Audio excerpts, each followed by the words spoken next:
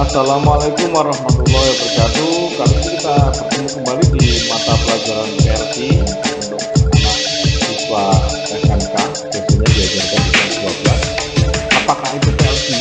Nah, supaya lebih cepat kita mengetahuinya, marilah kita lanjutkan. Ya, selamat datang di dunia PLC dengan otomasi. PLC, apa yang dimaksud dengan PLC? Nah, PLC itu kepanjangan dari Programmable Logic Controller. Nah, seri yang akan kita pakai atau kita coba untuk pelajari adalah seri Omron CPM2 yang mempunyai I/O kapasitas I/O 20 sampai 30 produksi tahun 2003. Oke. Apa itu PLC? Bukan kepanjangannya. Menurut NEMA, PLC itu adalah suatu peralatan listrik yang beroperasi dengan menggunakan programmable memory. Jadi ada memorinya untuk mengontrol kerja mesin atau spesifik ya, peralatan spesifik melalui modul I/O-nya, baik secara analog dan digital. Bagaimana cara kerjanya? Menerima sinyal analog dan merubahnya menjadi sinyal digital. Apa keuntungannya? Jika kalian baca di situ, lebih murah, lebih mudah, aman, kemudian rangkaian sistemnya juga mudah diubah, mudah dilacak kesalahannya, kemudian jelas dia menggunakan prinsip seperti komputer. Yang jelas ada kekurangannya, mungkin kalau orang ada kelebihan bisa ada kekurangannya diantaranya salah satunya harga masih mahal gitu ya. Kemudian kita harus mengenal apa itu loop terbuka dan tertutup. Nah, yang dimaksud dengan loop terbuka, sesuatu yang terbuka itu pasti tidak ada kontrol kembali. Nah, ini kita gambarkan secara diagram, kita lihat ketika saya membuat suatu produk setelah disetting bagus, masuk bahan mentahnya, kemudian dikontrol oleh peralatan, masuk di sistem kontrol, diproses, kemudian jadi output. Tapi pada saat diproses ada yang namanya gangguan, sehingga produk itu menjadi cacat. Nah, karena tidak ada kontrol balik atau sistem umpan balik atau koreksi, maka dia akan langsung dioutputkan, maka barangnya pun akhirnya cacat. Jadi tidak 100% barang itu akan menjadi baik. Bedanya dengan kontrol loop tertutup, nah bedanya adalah kalau loop tertutup, kita masih bisa mengontrol peralatan itu sebelum menjadi output, dioutputkan gitu ya, bisa diperbaiki atau diinfokan ke sistem bahwa ada gangguan, tolong mesin di stop, diperbaiki dulu, disetting ulang. Nah, ini yang namanya membedakan antara loop terbuka dan loop tertutup. Jadi ada umpan balik atau kontrol ulang. Jadi, itu ya bedanya loop terbuka dan tertutup. Kemudian bagian-bagian PLC ada bagian yang penting adalah prosesor, modul input output, programming device, catu daya. Ini yang penting. Ini bagian yang pertama.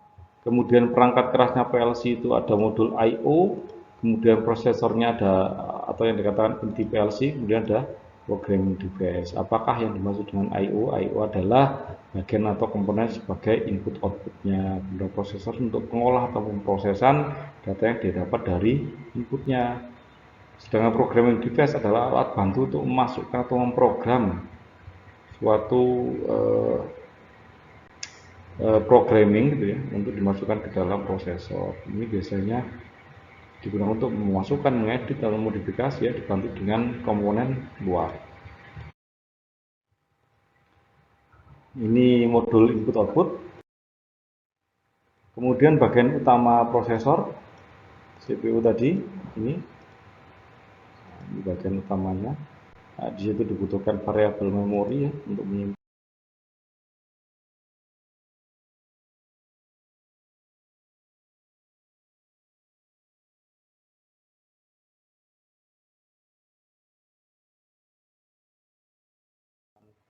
program yang sudah kita buat. Kemudian ini contoh diagram PLC-nya, jadi CPU ada di situ, ada inputnya, ada outputnya. Kemudian ada programming device yang bisa menggunakan konsol atau PC atau laptop.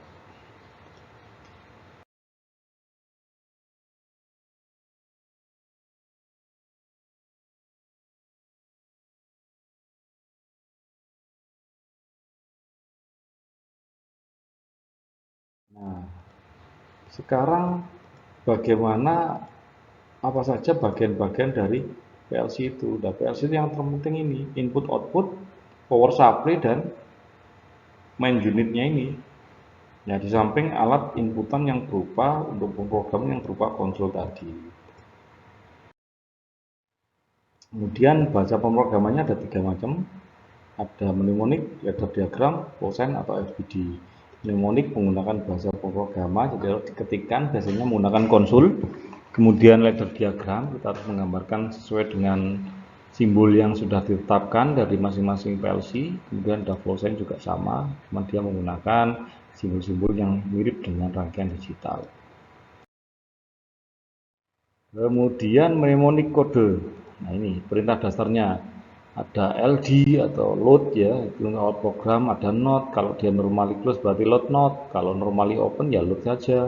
Kalau N adalah untuk hubungan secara apa? Secara seri. Kalau OR itu secara paralel. Termasuk out-nya dan N01 karena menggunakan PLC kita menggunakan kode punch 01 untuk mengakhiri program di PLC. Kemudian ini kode mnemonik lanjutan, keep tim, counter, IL, interlock clear, shifter, defu, different up, different down, jumper, move, comparison, ya macam-macam ya. Ini ya. Nah, apa itu keep, apa itu timer? Nah, ini bisa dibaca di sini. Apapun nanti kita coba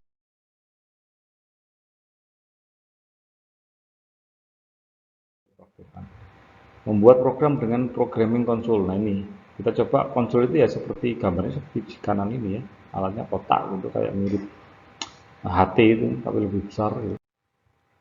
Nah, cara menggunakan programming konsol bagaimana? Nah, tampilan awalnya di sini ada 3. Ini ada tombol kunci, diarahkan di program, monitor atau run. Jadi kalau kita mau program pertama ya arahkan di program, kemudian clear, mon clear untuk mengreset program yang mungkin ada di dalam sebelum kita gunakan. Nah, ini ada mode pada saat program, mode pada saat monitor, mode pada saat run. Apa bedanya? Kalau program untuk mengedit, untuk mengisi, untuk mengubah, itu kita arahkan kunci ke program. Untuk monitor berarti monitor saja, nggak bisa diapa-apain, melihat program yang lagi running. Kemudian untuk run itu berarti untuk menjalankan program.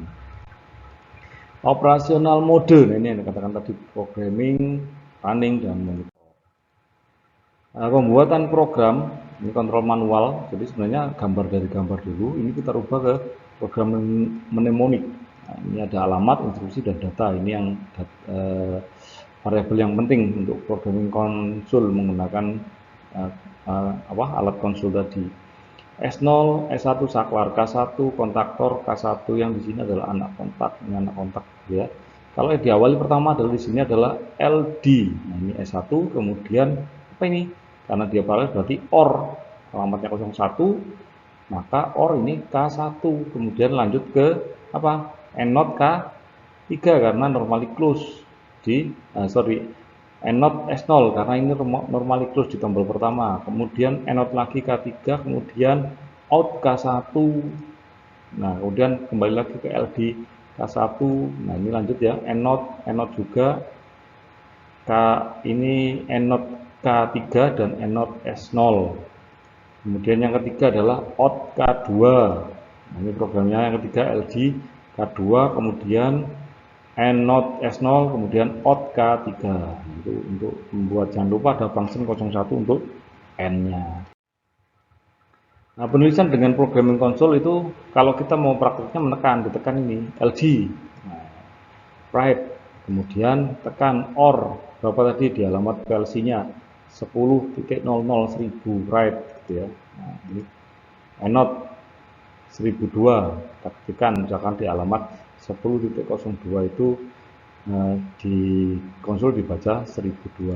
Jangan lupa diakhiri dengan write karena harus diisi atau disimpan di memori. Kemudian tim itu untuk timer 01 kita kasih waktu 30 berarti dia dibagi 10 adalah 3 second. Kalau mau 30 detik ya 300 gitu. Jangan lupa write.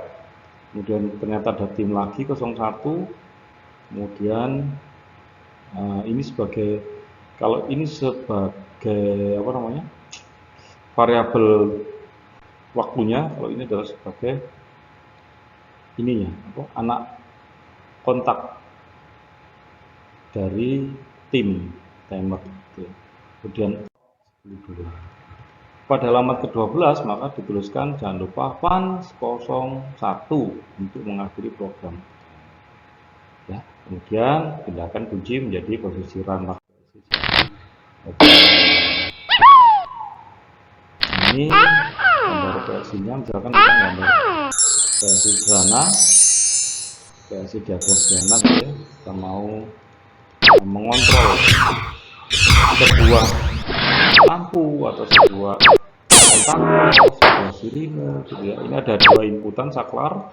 Kemudian jangan lupa ini adalah contoh PLC menggunakan DC plus minus. Ini mainnya kita gabungkan dengan COM, kemudian outputnya 1000, 1001, 1002, 1003, 1001 untuk K1, 1000 untuk K1, 1001 untuk lampu, kemudian 1003 outputnya adalah untuk sirine. Kemudian karena di sini LN berarti semuanya ini menggunakan AC tegangan power satunya. Terus COM-nya jangan lupa dijumper semua karena COM itu harus sama dengan metronya sini. Seperti di sini tadi dijumper dengan COM. Maka ini sudah berfungsi. Misalkan nanti di program 00 kita tekan, maka dia menyalakan K1 atau L2, outputnya di 1000 atau 1001, maka itu sesuai dengan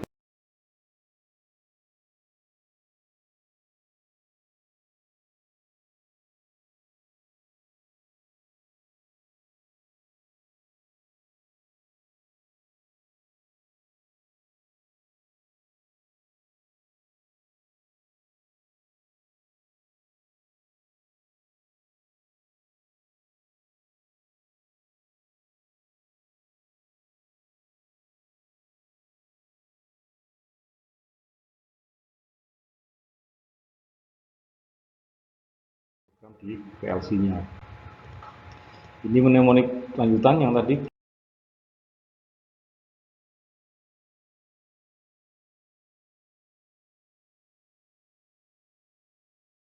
tim counter. Nah, ini mnemonik lanjutannya.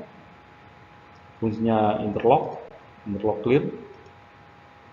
Nah, terus ini adalah contoh daripada sebuah aplikasi dari PLC. Misalkan ada mobil yang akan masuk pintu gerbang dan disensor secara otomatis.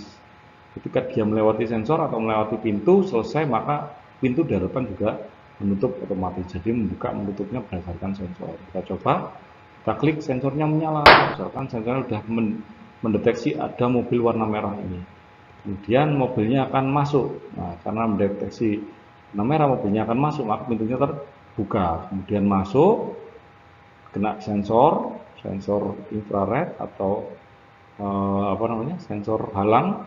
Kemudian mobilnya masuk, pintunya menutup kembali. Nah, batas menutup supaya berhenti motornya tidak bablas sampai ke samping, untuk kita kasih limit switch untuk menghentikan motor. Itu salah satu aplikasi daripada PLC, dan banyak aplikasi yang ada yang digunakan yang menggunakan PLC ini. Saya kira itu. Terima kasih. Assalamualaikum warahmatullahi wabarakatuh. Dan selamat belajar ya.